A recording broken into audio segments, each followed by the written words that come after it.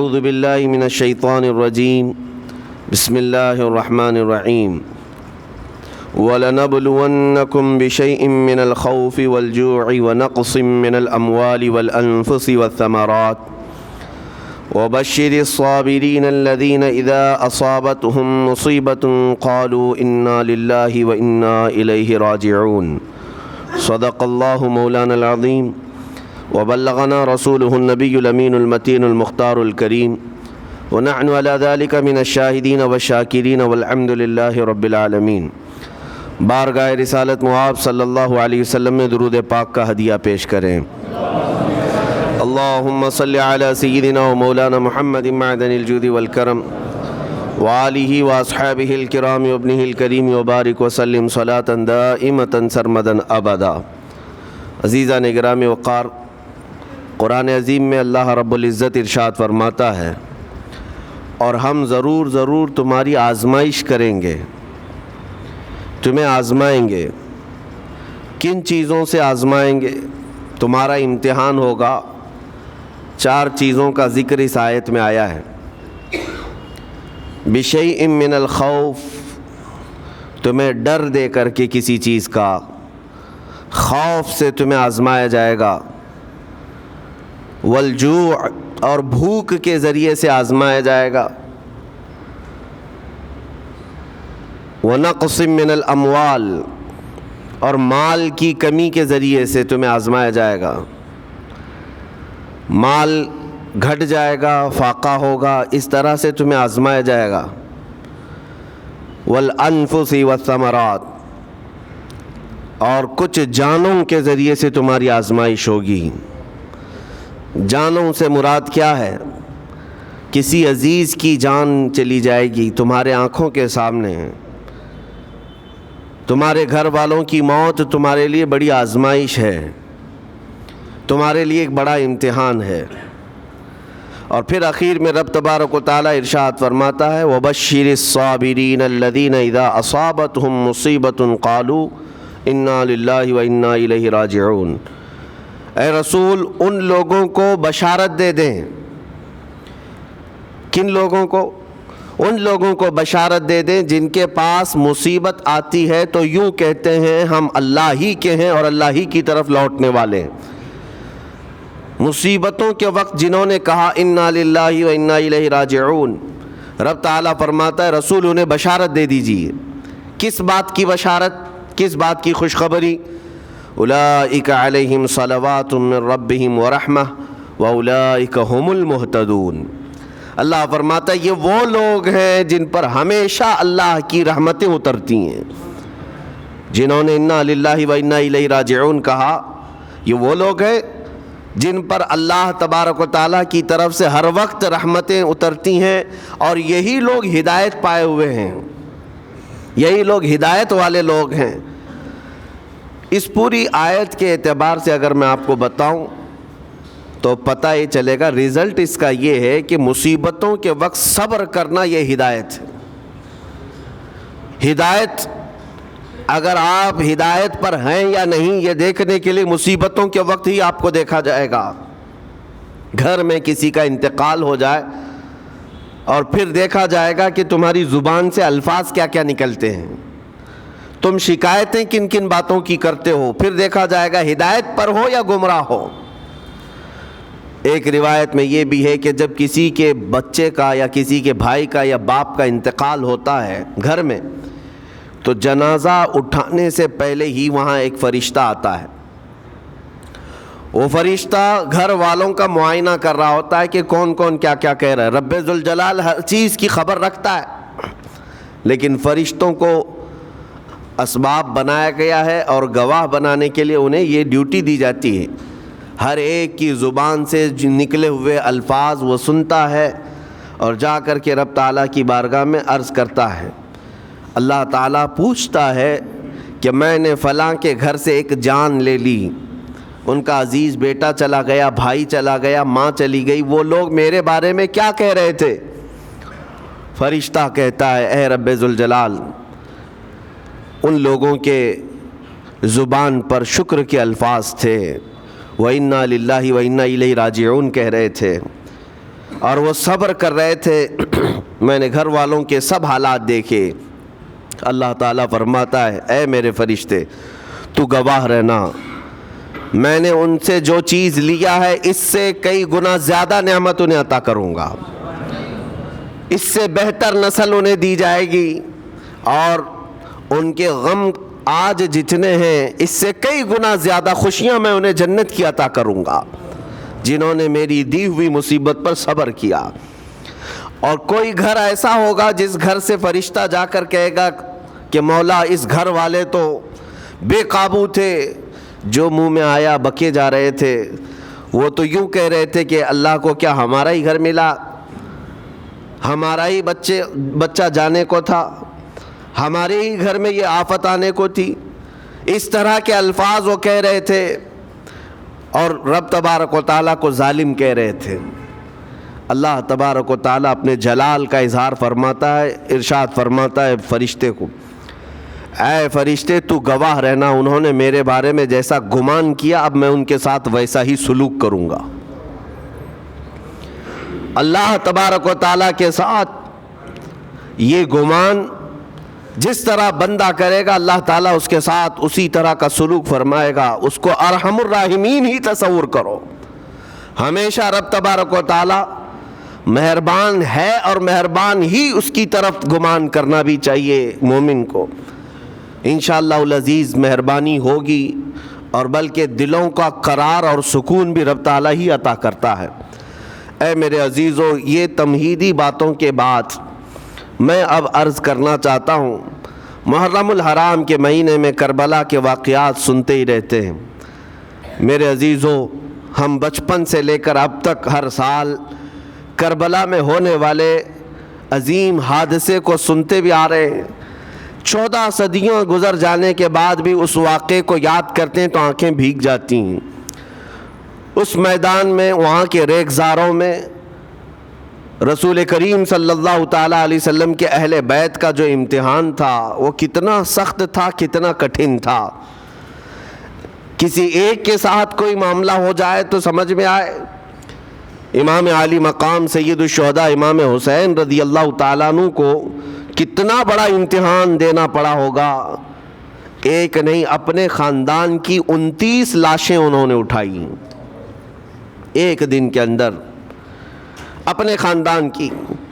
پھر دوسرے ان کے اصحاب اور رسول اللہ کے صحابہ بھی اس میں موجود ہیں، اور دوسروں کے بچے بھی اس میں موجود ہیں. کل ملا کر 72 لوگوں کی وہاں پر جانیں گئی ہیں، شہادت کا جام انہوں نے نوش کیا ہے. لیکن ہر گھڑی امام حسین ہر موت کو دیکھتے رہے. آج کبھی تصور کرنا ہمارے گھر میں کسی ایک فرد کا انتقال ہو جائے تو گھر پورا عجیب سا ہو جاتا ہے، پورے گھر کا سکون غارت ختم ہو جاتا ہے. ہم میں سے کوئی کھانا پینا نہیں چاہتا ہمارے باپ کا انتقال ہو، یا بیٹے کا انتقال ہو، یا بھائی یا ماں کا انتقال ہو. لیکن امام حسین کی وہ بات مجھے یاد آتی ہے جب اپنے جوان بیٹے علی اکبر کی لاش پر گھوڑے دوڑتے ہوئے بھی دیکھ رہے تھے. اپنے سگے بھتیجے امام قاسم کا سر الگ کر دیا تھا یزیدیوں نے، اور اس سر کو اپنی گود میں رکھ کر کے بیٹھے ہوئے تھے. اپنے سگے بھائی حضرت عباس علمبردار کے، ان کے آنکھوں کے سامنے دونوں ہاتھ کاٹے گئے تھے، اور حضرت عباس کے سینے میں نیزہ مار کر کے انہیں گرایا گیا تھا. اتنا ہی نہیں میرے عزیزو، امام حسین اس خونی منظر کو اپنی آنکھوں سے دیکھیں جب 6 ماہ کے علی اصغر کو لے کر پانی طلب کرنے گئے تھے تو یزیدیوں نے گلے پر تیر ایسا لگایا تھا کہ خون کا فوارہ مولا حسین کے چہرے پر آ کر لگ گیا.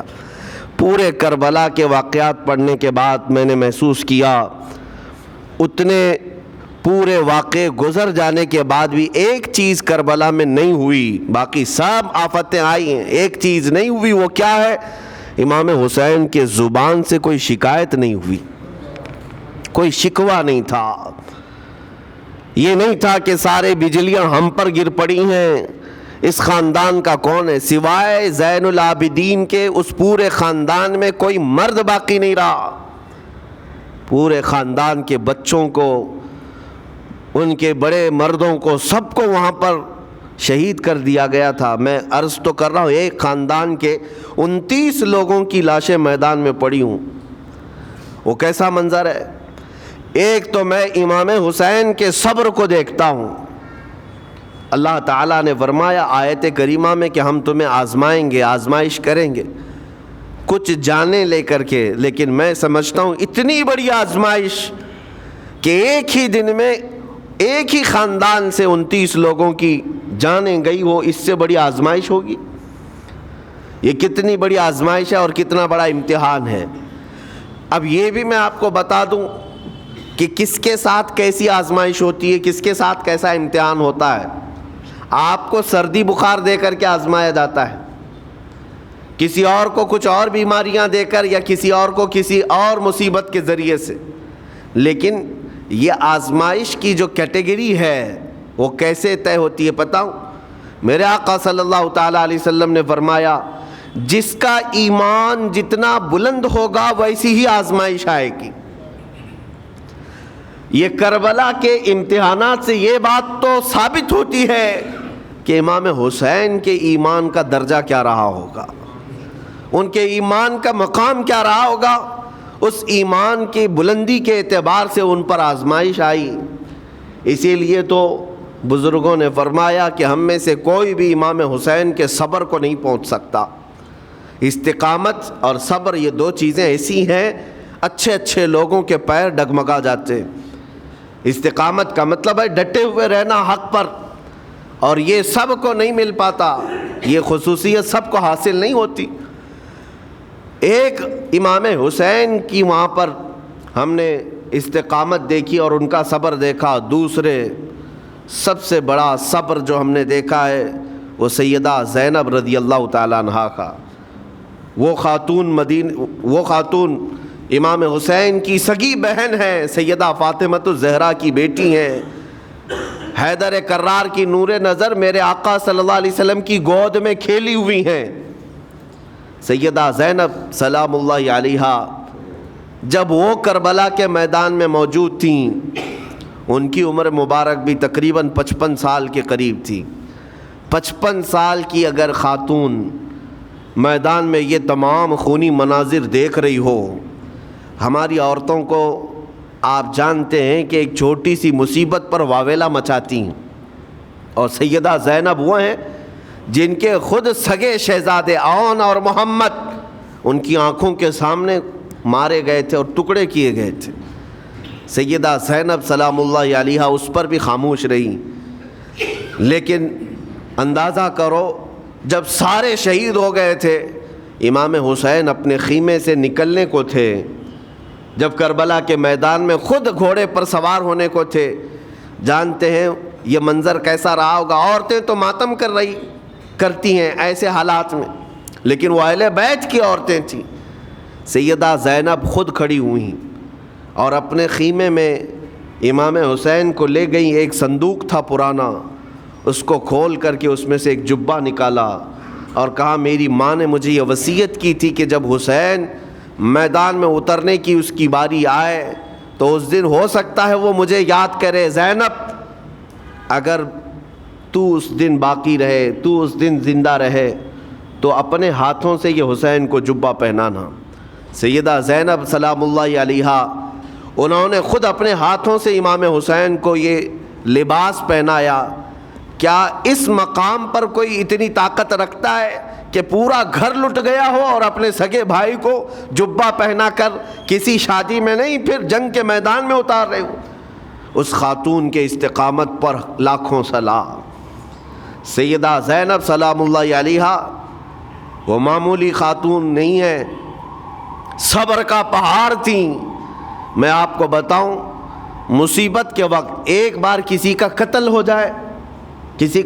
جائے تو وہ ایک موت ہے, لیکن یہاں پر کربلا کے میدان میں سیدہ زینب جتنی موتیں دیکھ رہی تھی, ہر موت پر ایک موت کی تکلیف ہے, ہر موت پر ایک موت کی تکلیف, لیکن وہ صابرہ و شاکرہ رہیں. پوری تاریخ میں ڈھونڈ کر کے آپ نکالیں, کہیں پر بھی سیدہ زینب نے نہ اپنے بال نوچے, نہ کپڑے پھاڑے, نہ چہرے پر ہاتھ مارا. بلکہ ایسا صبر کا دامن پکڑی رہیں کہ پوری زندگی بھر انہوں نے صبر کی تلقین کی تمام خواتین کو۔ گھر لٹانا، گھر کٹانا کوئی، سر کٹانا کوئی تم سے سیکھ جائے، جان عالم ہو فدا اے خاندان اہل بیت۔ امام زمن فاضل بریلوی رحمۃ اللہ علیہ نے فرمایا ہے، سر کٹانا، گھر لٹانا کوئی تم سے سیکھ جائے، جان عالم ہو فدا اے خاندان اہل بیت۔ عزیزان گرامی وقار، یہاں پر ان حالات کے بعد میں آپ کو ایک بات ضرور کہنا چاہوں گا۔ مصیبتیں ہمارے گھر بھی آتی ہیں، آفتیں، تکلیفیں ہمارے گھر بھی آتی ہیں، لیکن کیا ہم ان مصیبتوں کا سامنا کرتے ہیں، استقبال کرتے؟ نبی اکرم صلی اللہ تعالیٰ علیہ وسلم نے تو ارشاد فرمایا، مومن کو جب مصیبت آتی ہے تو اس کے لیے وہ نعمت ہے۔ دو چیزوں میں سے ایک چیز ہوگی اس کے ساتھ، اگر بخار بھی آئے، میرے آقا فرماتے ہیں اگر بخار بھی آیا ہے تو دو باتوں میں سے ایک بات ہوگی اس کے ساتھ، یا تو رب تبارک و تعالیٰ اس کے گناہ معاف کرے گا یا تو اس کے درجے کو بلند کرے گا۔ مصیبت اگر آئے تو ایک بات یاد رکھنا، رب تبارک و تعالیٰ اپنے محبوب بندوں کو، پسندیدہ بندوں کو آزمائش میں ڈالتا ہے، ورنہ جو لوگ یہ سمجھتے ہیں کبھی طبیعت خراب ہی نہیں ہونا چاہیے تو فرعون بن جاتے ہیں ایسے لوگ۔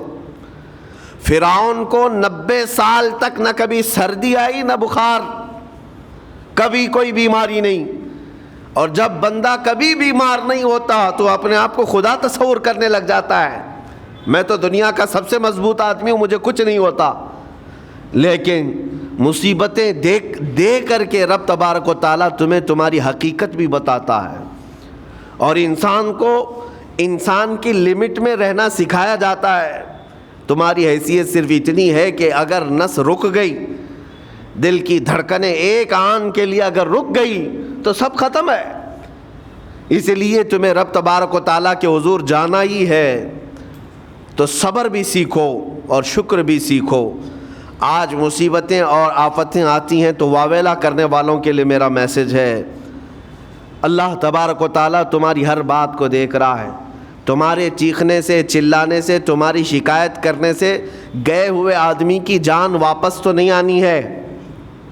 تمہارا عزیز ترین بھائی مر گیا، تم جس سے سب سے زیادہ پیار کرتے تھے وہ بیٹا انتقال کر گیا، مجھے بتاؤ تم 10 لوگوں میں چیخو گے، چلاؤ گے، رب تعالیٰ کے حضور بری بری باتیں بھی کرو گے تو کیا وہ گئی ہوئی جان واپس آ سکتی ہے؟ میرے عزیزو، یہ وہ حکومت نہیں ہے کہ تمہارا احتجاج کرنے پر قانون واپس لے لیا جائے۔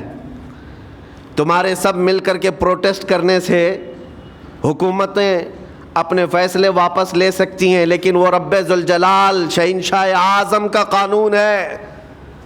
وہاں نبیوں کی بھی جو روح لی گئی،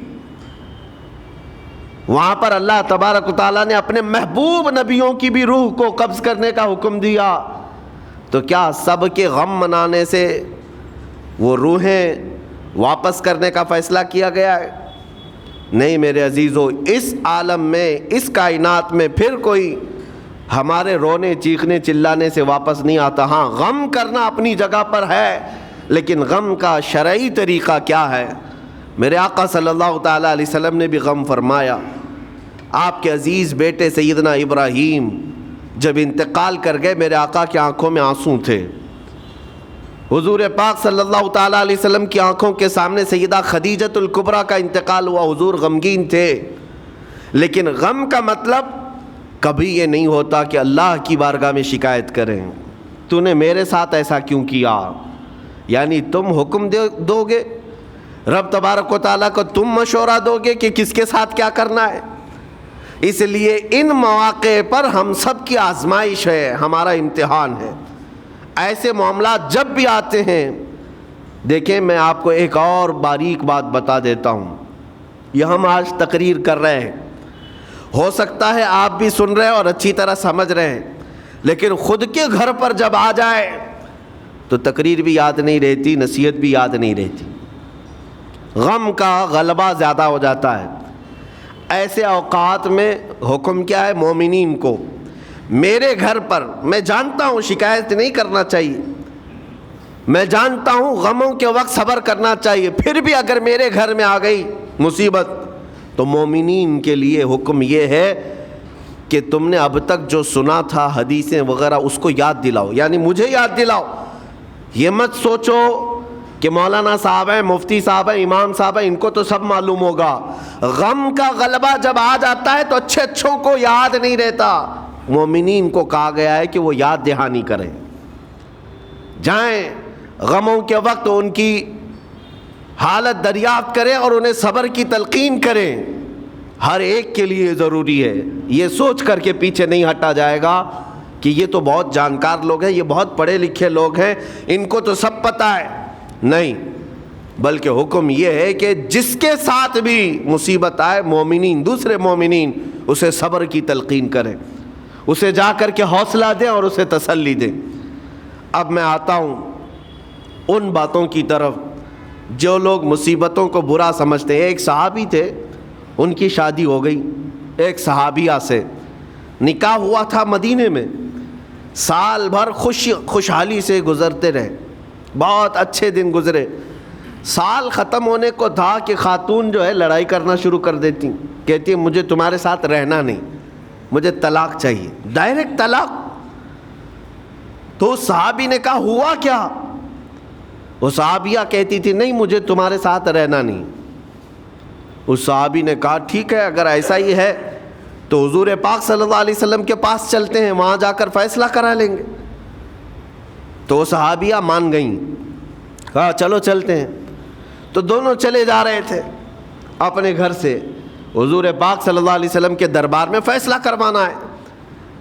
چلتے وقت راستے میں ایک پتھر سے ٹھوکر لگ گئی اس صحابی کو، اور اتنی تیز ٹھوکر لگی کہ ان کا ناخن اکھڑ گیا۔ اب وہ ان کی خاتون جو بیوی صحابیاں ہیں، وہ فوراً اپنے دوپٹے کا کپڑا پھاڑ کر کے انگلی کو باندھتی ہیں اور خون روکتی ہیں، اور اس کے بعد کہتی ہے چلو واپس گھر چلتے ہیں۔ گھر واپس آنے کے بعد وہ کہتی مجھے طلاق نہیں چاہیے، ساتھ میں رہوں گی۔ کہا عورتوں کا موڈ، عورتوں کا اس طرح کا فیصلہ، کیا بات ہے؟ وہ صحابیہ کہتی ہے میں نے سنا ہے کہ جب کبھی کوئی بندہ بیمار نہیں ہوتا تو اللہ اسے پسند نہیں کرتا۔ میں نے جب سے تم سے شادی کی ہے، سال بھر ہو گئے، ایک بار بھی تم کو بیمار ہوتے نہیں دیکھا۔ مجھے ایسا لگنے لگا کہ کہیں تم اللہ کے ناپسندیدہ بندے تو نہیں ہو، اس لیے میں تمہارے ساتھ نہیں رہنا چاہتی تھی۔ اب جب راستے میں ٹھوکر لگ کر ناخن اکھڑ گیا تو مجھے احساس ہوا کہ اللہ تجھے بھی پسند کرتا، میں تیرے ساتھ رہنے کو تیار ہوں۔ وہ صحابیہ تھیں۔ میرے عزیزو، اس کا مطلب یہ نہیں کہ ہم آپس میں ایک دوسرے کے بیمار ہونے کی انتظار میں رہیں۔ شوہر یہ سوچے کہ میری بیوی بیمار کیوں نہیں ہوتی، اور بیوی یہ سوچتی رہے کہ میرا شوہر بیمار کب ہوگا۔ وہ توکل کا اعلیٰ درجہ ہے۔ انتظار اور تمنا مت کرو بیمار ہونے کا، بلکہ بیماری آ جائے تو اللہ کا شکر ادا کرو، آ جائے تو صبر کرو۔ عزیزان گرامی وقار، ہم آج امام حسین اور ان کے رفقائے گرامی رضوان اللہ علیہم اجمعین کو یاد کرتے ہیں تو صرف رونے کے لیے نہیں یا صرف غم منانے کے لیے نہیں، بلکہ داستان کربلا سنانے کا ایک عظیم مقصد یہ ہوتا ہے کہ نوجوانوں کے اندر، بلکہ بوڑھے اور بچوں کے اندر بھی ایمانی جذبہ ایسا آ جائے کہ وہ ہر مصیبت پر ڈٹ کر کھڑے ہو سکیں، ہر یزیدی کا مقابلہ کر سکیں۔ ایک تو اس کا میسج یہ ہے، اور دوسرا میسج یہ ہے کہ چاہے جیسی بھی مصیبتیں آئیں، ایمان کے ساتھ رہنا ہے، صبر اور شکر کو ہرگز نہیں چھوڑنا ہے۔ مصیبتیں ہمارے پاس اب اتنی بڑی تو نہیں آتی کہ ایک خاندان کے ہی اتنے لوگوں کو کاٹ دیا جائے، ایسی مصیبتیں تو نہیں آئی۔ اب جو کچھ بھی آتی ہیں ہمارے ساتھ، وہ مال کی کمی کی، کبھی دکان میں دھندا نہیں چلتا، کبھی بچے کسی کو نہیں ہو رہے ہیں، یا پھر گھر میں کوئی بیمار ہے، کوئی مستقل بیماری آ گئی ہے، یہی تو مصیبتیں ہیں۔ مومن کے لیے یہ قید خانہ ہے، زیادہ آسائش اور آرام کی فکر نہ کرو۔ یہ دنیا مومن کے لیے قید خانہ ہے۔ اسی لیے شاعر نے کیا خوب کہا، جب کسی کا انتقال ہوتا ہے، ایک سچے مومن کا انتقال ہوتا ہے، تو لوگ کہتے فلاں مر گیا، فلاں مر گیا۔ تو ایک شاعر نے بہت اچھے انداز سے کہا ہے کہ کون کہتا ہے کہ مومن مر گیا؟ جو سچا مومن ہے اس کے لیے کہہ رہا ہوں. وہ شاعر نے کہا کون کہتا ہے کہ مومن مر گیا، قید سے چھوٹا وہ اپنے گھر گیا. حقیقت تو یہ، قید سے چھوٹا وہ اپنے گھر گیا. یہاں دنیا میں زیادہ آسائش، زیادہ آرام کی طلب انسان کو مغرور بنا دیتی ہے، تکبر والا بنا دیتی ہے، گھمنڈی بنا دیتی ہے. اور اللہ تبارک و تعالیٰ کی بارگاہ میں ہمیشہ سر بسجود رہنے والا وہ بندہ ہے جو مصیبتوں میں گھرا رہتا ہے. کچھ نہ کچھ مصیبتیں ایسی ہیں جو تمہیں مسجد تک لاتی ہیں، قرآن تک لاتی ہیں، تسبیح تک لاتی ہیں. اور کوئی مصیبت نہ ہو، کوئی تکلیف نہ ہو تو پھر جلدی بندہ اللہ کو بھی یاد نہیں کرتا. اسی لیے رب تبارک و تعالیٰ کی بارگاہ میں کچھ فرشتے ایسے ہیں، جب تم رو رو کر کے دعائیں کرتے ہو پھر یہ کہتے ہو میری دعا ہی نہیں قبول ہوتی، مولانا آپ کیجئے، میں تو کب سے کی دعا مانگ رہا ہوں، میری تو دعا ہوتی ہی نہیں، اور آپ کہتے ہیں اللہ تعالیٰ بہت جلدی دعا قبول کرتا ہے. یہ نا امیدی تمہاری اللہ تعالیٰ کی ذات سے ہرگز جائز نہیں. لیکن میں وجہ بھی بتا دیتا ہوں. کچھ فرشتے ایسے ہیں جو تمہاری دعائیں سن سن کر کے اللہ سے کہتے مولا یہ بندہ کتنا مانگ رہا ہے، تو قبول کیوں نہیں کرتا؟ رب تبارک و تعالیٰ یہ جو مانگ رہا ہے اسے دے کیوں نہیں دیتا؟ رب تعالیٰ فرماتا ہے فرشتوں میں بھی سن رہا ہوں اس کے مانگنے کو، اس کی دعاؤں کو. اگر میں ابھی اس کو دے دوں تو وہ مانگنا بند کر دے گا، اور اس کا مانگنا مجھے اچھا لگتا ہے. جب تک وہ مانگتا رہے گا میں اسے پسند کرتا رہوں گا. ایک وجہ یہ بھی ہوتی ہے تم مایوس ہو کر کے چھوڑ دیتے ہو کہ اب کیا دعا کرنا، اتنے دنوں سے کر ہی رہا تھا، کچھ نہیں ہوتا. اگر تمہاری دعاؤں کا اثر جلدی نظر نہیں آتا تو رحمان تمہاری دعائیں سن رہا ہے اور وہ تمہاری دعائیں پسند بھی کر رہا ہے. میرے عزیزو، یہ تمام حالات میں آپ اللہ تبارک و تعالیٰ کی بارگاہ میں کثرت سے دعا ہی کریں اور مانگا ہی کریں جب مصیبتیں آئیں. آج کے حالات بھی ہماری آزمائش کے حالات ہیں. آج کا جو دور ہے وہ بھی ایک یزیدی دور ہے. یہاں پر جگہ جگہ جو مسلمانوں کے ساتھ حالات ہیں یہ ہمارے لیے آزمائش کا دور ہے، بہت بڑا امتحان چل رہا ہے. ان حالات میں مسلمانوں کو چاہیے وہ اپنے ایمان کے ساتھ ڈٹے رہیں، استقامت. مولا حسین کے سبق کو پڑھیں. اس وقت تو ان کی گردنوں پر تلواریں تھیں، ان کے بچوں کے سینے چھدے ہوئے تھے تیروں سے، لیکن وہ ڈٹے ہوئے تھے میرے مصطفیٰ کی شریعت پر. آج ابھی تمہارے سینوں پر بندوق کی گولیاں نہیں لگائی گئیں، ابھی تمہارے اوپر اتنی بڑی مصیبتیں نہیں آئیں، لیکن میں پھر بھی دیکھتا ہوں نوجوانوں کو کہ کوئی مصیبت نہ آنے کے باوجود بھی تم اسلام کے ساتھ کھلواڑ کر رہے ہو. میرے آقا کی سنتوں کو پیٹ پیچھے پھینک کر کے تم تو بازاروں کی زینت بننا پسند کرتے ہو. اکثر لوگوں کو ہم نے دیکھا آج مجرے کرنے والوں کی کثرت یہ ہمارے نوجوان بچوں کی ہے. یہ اپنے جسموں کی نمائش کرنا اس کو فیشن سمجھتے. نہیں میرے عزیزو، امت مصطفیٰ اور وہ بھی امام حسن اور امام حسین کے غلام اس مردار دنیا پر کبھی بھی اپنی حکومت نہیں چاہتے. اس مردار دنیا کے وہ کبھی خواہش مند نہیں ہوتے.